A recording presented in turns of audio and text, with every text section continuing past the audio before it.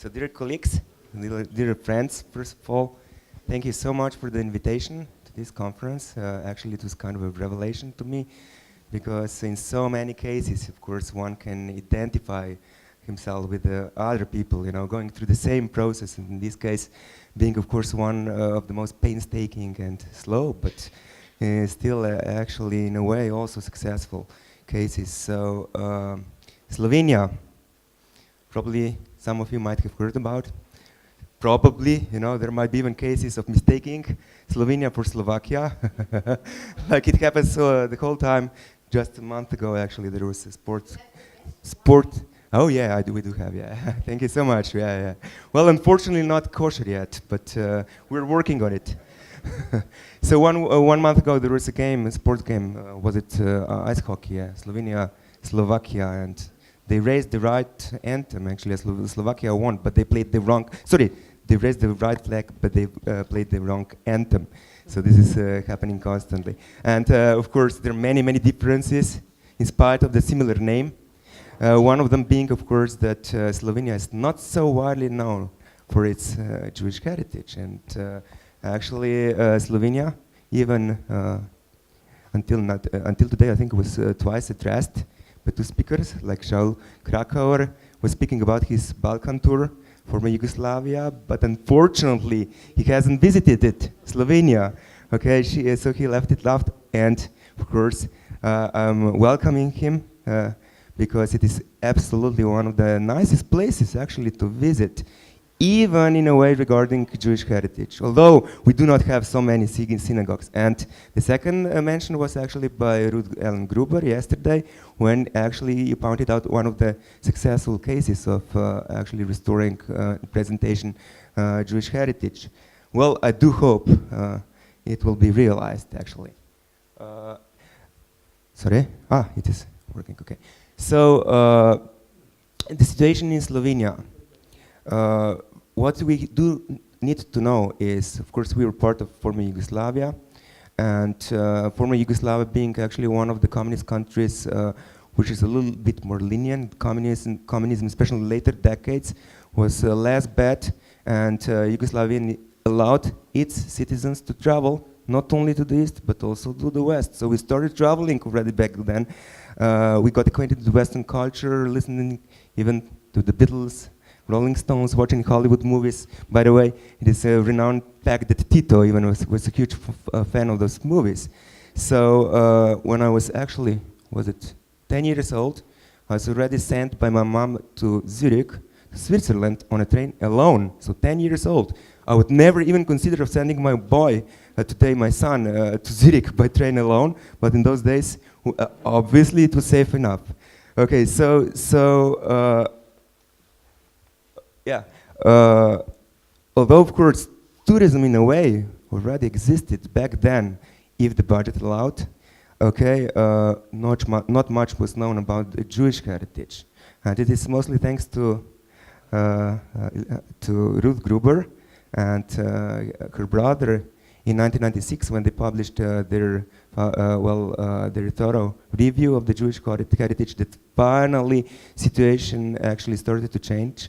And at the same time, actually, also the medieval synagogue was being preserved, which is actually, by the way, one of the oldest in Europe. And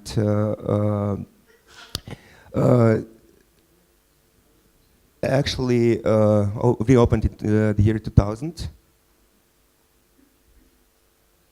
And it was actually in the first decade of this century that actually I even launched my own research on Jewish heritage in Slovenia, starting from the point zero.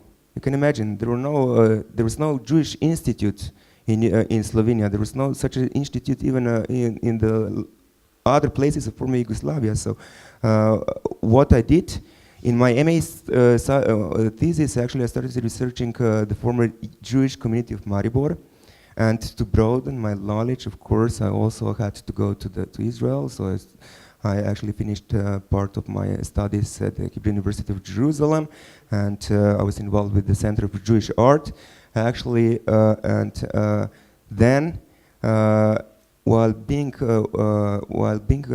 assistant professor at the Department of Art History, actually, we even launched a 2 years project, bilateral, in documenting Jewish sites, of course based also on your research. And actually, I realized at the point there was, first of all, no systematic research carried out so far of the Jewish history in Slovenia, also the other parts of Yugoslavia in a way. And if I wanted to start researching it really thoroughly, first of all, what we need to do is to erect kind of archives, Jewish archives, in a systematic way. And for that, of course, what was really helpful was the archives in Evento archives in Israel. Actually, I went there. I actually copied everything on Slovenia, and me and of course, it is impossible to do it alone. So I and some other colleagues of mine starting actually working on it really, really thoroughly. But this is what, of course, I have to point out. Actually, my cooperation with Synagoga Slovaka and my dear friend of mine, Maroš Borski, by the way, he had an excellent presentation today, also pointing out some things we were facing the whole time throughout the research. And at a certain point, you start realizing that it is kind of a mission what you're doing, okay? And actually, I also was invited to take part in the documentation of the Slovak Jewish heritage. Actually, at the time, for me, it was actually, of course, first of all, informative, amazingly, but at the same time quite sad, because I went through the same what you had to go through, Ruth, actually realizing there are so many places without Jews. The point we're constantly also making in this conference. And of course, Slovenia was no exception. So actually, while the medieval Maribor synagogue was reconstructed, being rebuilt or reinterpreted, they actually demolished the former Jewish school in Lendava, which by the fact was a big mistake they did, because it is actually not important only for the Jewish heritage, but the heritage of the school system in Slovenia, being one of the oldest preserved schools, Jewish school, general schools. And okay, this is of course one of the most renowned sites linked with the Jewish heritage in Slovenia, the medieval Maribor synagogue, which was then reopened and started working also as a cultural center, first of all, belonging to the Museum of Maribor and regional museums, and then actually, I think 2007 something, it got independent as organization fostering Jewish culture. By the way, it is also one of the nicest views if you enter Maribor from the other side of the Drav River, a really, really beautiful site.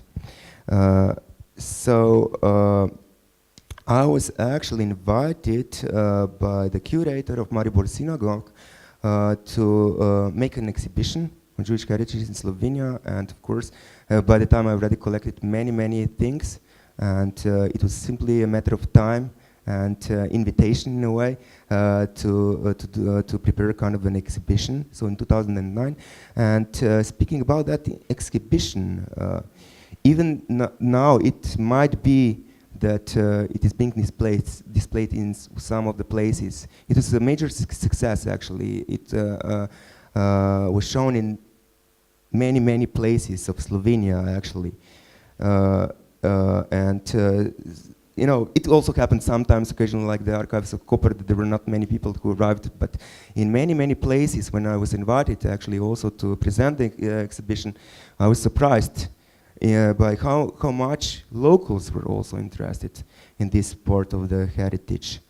And by the way, this is the cemetery of Nova Gorica, and the cemetery hall, which Ruth Gruber mentioned, at the time still working as a casino.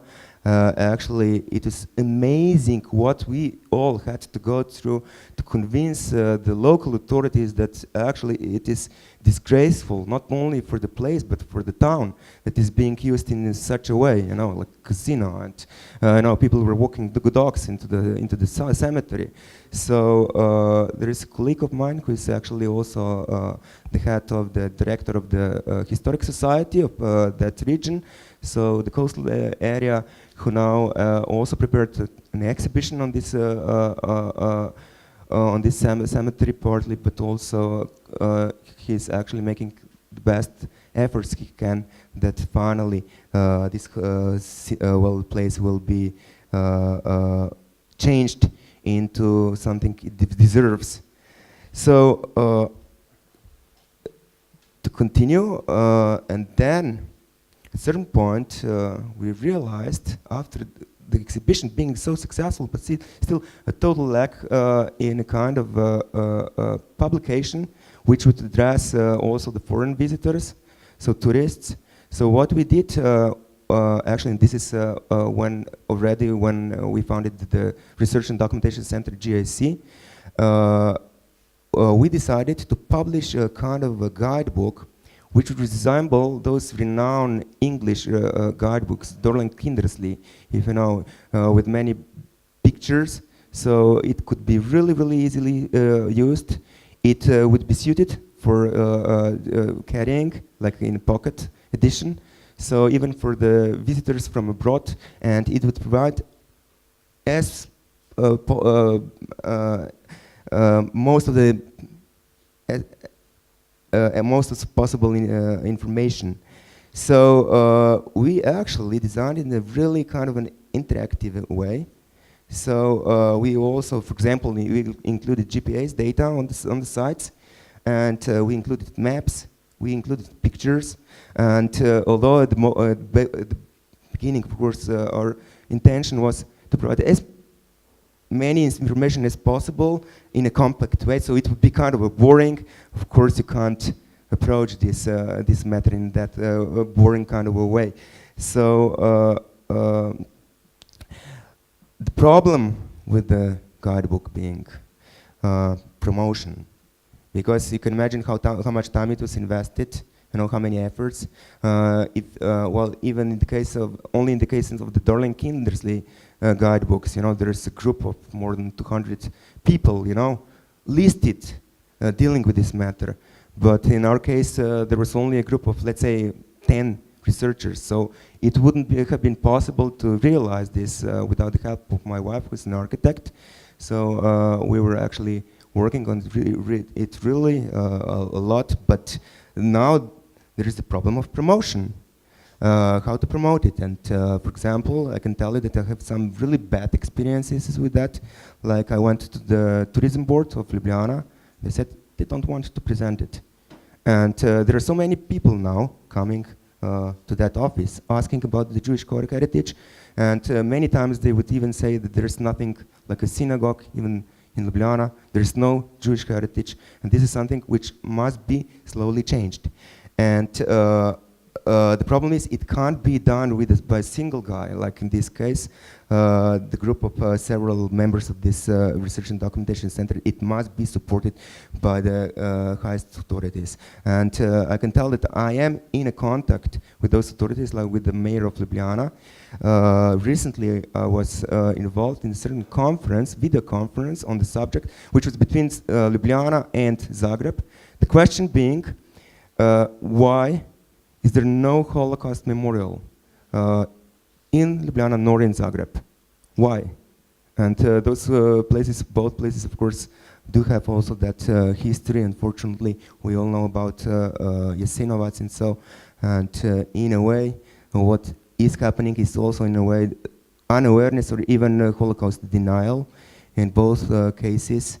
So why is there not a single such memorial? And luckily, actually, the mayor of Ljubljana then promised to help erecting such a memorial. Well, it didn't happen yet, but what they did, just a second. this is totally new. In January this year, they erected a memorial plate at the place of the medieval Jewish synagogue, which is not preserved in Ljubljana, but we know about its location, and it is extremely important, that we start erecting also this. In this respect, of course, we are far behind Synagoga Slovaka, okay, and everything which was done by Maroš. But I can testify myself, it is really, really difficult to do what Professor Krakauer was talking about, to start building such a network if they're not willing to cooperate. And at the same time, they are claiming Ljubljana is absolutely an open city. So, well, this is the last publication, actually, which we wrote, me and my wife, actually, on the topic of Maribor Synagogue. You saw already before. What we found out is actually quite major things, breakthroughs. Namely, first of all, we tried to reconstruct several stages of the, several stages of the building. We found out actually the first stage, by the way, is can be linked with the Erfurt Synagogue, being of course regarded as one of the oldest, if not the oldest of Europe. And the second stage, resembling the Prague Altneuschule. So, the synagogue is absolutely important. The place is absolutely important because it used to be the place of the famous medieval rabbi Isserlein, who actually teach there until he actually moved to the Vienna Neustadt. And actually, the fact Slovenia is now being explored by so many foreign visitors, actually. We notice every year about 30% of growth of the foreign tourists. CNN, for example, stating that Ljubljana is being placed a jewel waiting to be explored, but it already is explored because sometimes Ljubljana is being, for example, labeled as a new Vienna, new Prague. So this is, for example, a graph of the 10 countries with the highest number of overnight stays, and you can see that Israel is actually among them, place number 9. Actually, it is the biggest number of the foreign visitors from abroad, from outside Europe, come from Israel. So this is actually an amazing opportunity also for fostering Jewish tourism, and this is what I actually also started being involved with. It is not only Jewish Israeli visitors who are interested in the Jewish heritage, but also American tourists. So this is absolutely amazing opportunity, to start also focusing on that quite important segment. Yeah, and this is also actually a kind of a graph where actually those tourists are mostly headed. Of course, being one of the greenest countries in Europe, after we're number 3, so on the 3rd place in Europe after Finland and Sweden. Most of the people are, of course, interested in spa tourism and especially the countryside, mountain resorts and so. But they also visit the capital like Ljubljana, and even sometimes go as far as other cities like Maribor, and absolutely worth doing it if you want also to learn about that Jewish history, and if you want to learn about that amazing synagogue. So thank you so much. I don't want to be.